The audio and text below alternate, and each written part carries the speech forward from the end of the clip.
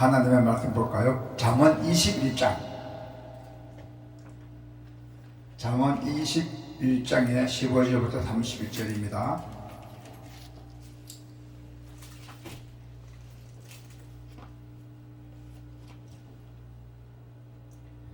잠언 21장의 15절부터 31절.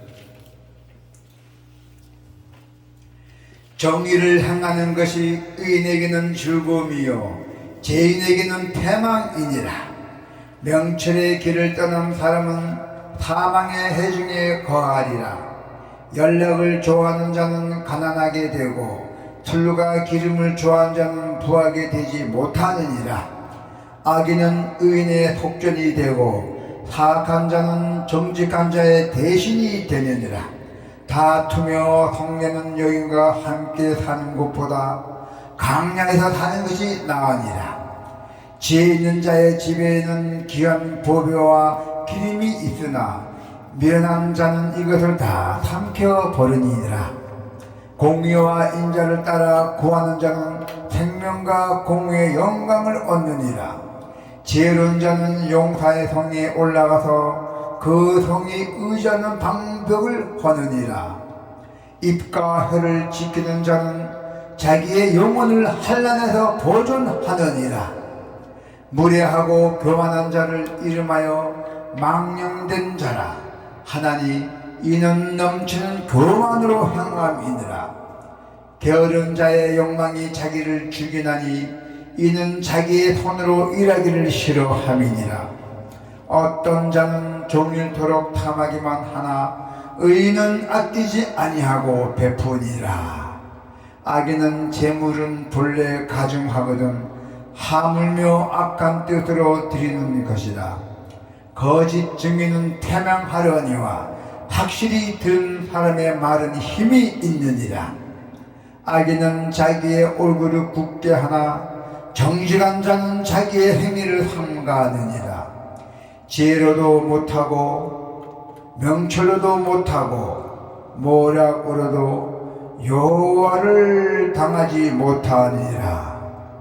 싸울 날을 위하여 마병을 예비하거니와 이김은 여호와께 있느니라. 아멘.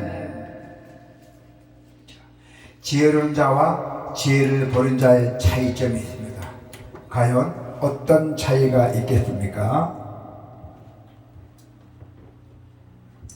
잠언은 지혜가 입에 송이 꿀과 같았어요. 지혜가 입에 송이같이 꿀과 같았어요. 지혜를 얻으면 장래가 있고 소망이 끊어지지 않는다 했어요. 지혜가 달콤한 인생을 만들어 준다는 말보다는 쓰디쓴 인생을 견디게 하고 장래의 소망을 바라보게 한다는 말씀입니다. 오늘 본문은 지혜를 얻은 자와 버린 자의 삶을 대조하며 하나님의 지혜를 힘입어 살 것을 가르치고 있습니다. 정의를 행하는 것이 의인에게는 즐거움이지만은 악인에게는 멸망이 된다 했어요. 15절에 보니까 15절 볼까요? 정의를 행하는 것이 의인에게는 즐거움이요 죄인에게는 패망이니라 했잖아요. 지혜와 정의는 별개의 덕목이지만은 한 사람의 삶에 동시에 반드시 실현되는 동반자 관계입니다. 지혜로운 사람이라면은 정의로운 길을 택하기 마련이고 정의롭게 사는 사람은 결국 지혜로운 선택을 하는 사람입니다. 그래서 악인은 지혜가 없기에 정의로운 길을 선택할 수가 없고 멸망을 향해 나갈 뿐이다. 지혜를 통한 정의, 정의를 통한 지혜가 우리의 삶에 날마다 실현되기를 바랍니다. 지혜의 길은 떠나서 육체적인 쾌락을 추구한 자는 참된 풍요를 누리지 못하고 결국 멸망하게 이르게 됩니다. 자, 잔치를 베풀고 즐기는 것을 의미한다는 것이죠. 쾌락 자체가 나쁜 것은 아닙니다. 지혜를 저버리는 것이 문제죠. 이 지혜의 가치와 쾌락을 맞바꿔 버린 것이죠. 그래서 지혜를 버리면 분별력을 잃게 된다는 것이고 쾌락을 탐닉하며 만족을 얻으려 한다는 것이죠. 그러나 결국 모든 책임은 지고 하나님의 심판을 받게 될 것이었어요. 지혜로운 자의 집에는 뭐가 많이 있죠? 귀한 보배와 기름이 있지만은 미련한 사람은 모두 탕진해 버린다 했어요. 자, 20절에 보니까, 자, 20절 볼까요? 지혜 있는 자의 집에는 귀한 보배와 기름이 있으나 미련한 자는 이것을 다 삼켜 버리니라. 아멘.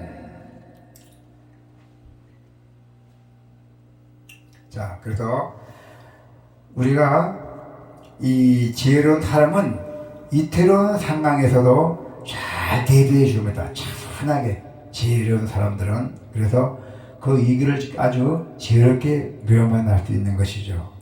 그러나 미련한 자들은 현재 죽음에만 관심을 두기 때문에 주어진 것을 무분별하게 소비하고 탕진해 버린다는 것이죠.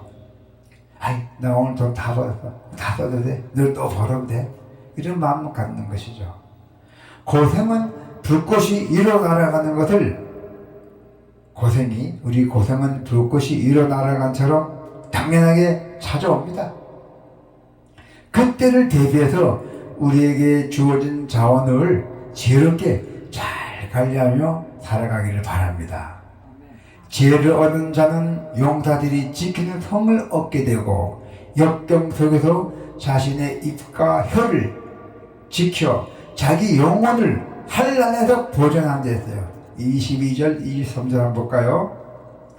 지혜로운 자는 용서의 성에 올라가서 그 성이 의지하는 방백을 허느니라.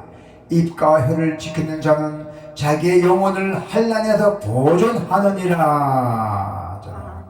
자, 입과 혀를 지킨다는 것은 어느 생활에서 실수하지 않는 것을 의미합니다. 그 말을 많이 하면 안 되고 말도 할 때 조심 있게 하는 뜻이죠. 하나님을 경외하는 사람, 즉 지혜를 얻은 사람은 어떠한 권세 앞에서도 당당하며 결국 승리를 얻게 되죠. 하나님의 지혜는 역경과 환난의 때 우리에게 가장 막강한 무기가 됩니다. 그때를 위해서 하나님의 지혜로 우리는 예배해야 됩니다. 지혜를 버린 아기는 무례하고 교만하며 게으르고 탐하기를 좋아합니다. 하지만 지혜를 얻은 의인은 아낌없이 베풀고 자기 행위를 삼가며 살아간다는 것이죠. 24절부터 29절 볼까요? 24절을 시작. 무례하고 교만한 자를 이름하여 망령된 자라 하나니 이는 넘치는 교만으로 행함이니라. 게으른 자의 욕망이 자기를 죽이나니 이는 자기의 손으로 일하기를 싫어함이니라. 어떤 자는 정일토록 탐하기만 하나 의인은 아직까지 아니하고 베푸니라. 아멘. 지혜로운 자는 영혼을 바라보기 때문에 탐욕을 인생에 허비하지 않습니다. 영원한 가치를 따라서 자신만이 아닌 타인과 하나님을 위해 살아간다는 것이죠. 하나님의 지혜를 당해서 그 누가 하나님의 지혜를 당해낼 인간이 있습니까? 없잖아요. 또한 지혜나 명철, 모락은 절대 없습니다. 30절부터 31절 한번 읽어봅시다. 지혜로도 못하고 명철로도 못하고 모략으로도 요한을 당하지 못하니라. 싸울 날을 위하여 마병을 예비하거니와 이김은 여호와께 있느니라. 아멘. 마병은 고대에 가장 막강했던 무기입니다. 하지만 그것으로 승리를 얻을 수가 없다고 분명하게 하나님께서 말씀하고 있습니다. 오직 하나님께로부터 승리가 나온다는 것이죠. 할렐루야. 그러나 하나님만을 경외하고 의지하는 것이 참다운 지혜예요. 우리는 세상의 힘과 자원을 의지하고자 하는 그 불신앙과 끊임없이 싸워야 합니다. 그래야만 승리를 주시는 하나님을 온전히 신뢰할 수 있다는 것이죠. 진정 모든 것을 다스리시는 하나님, 아멘.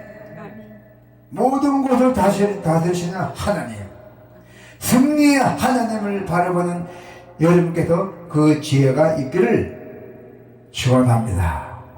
아멘.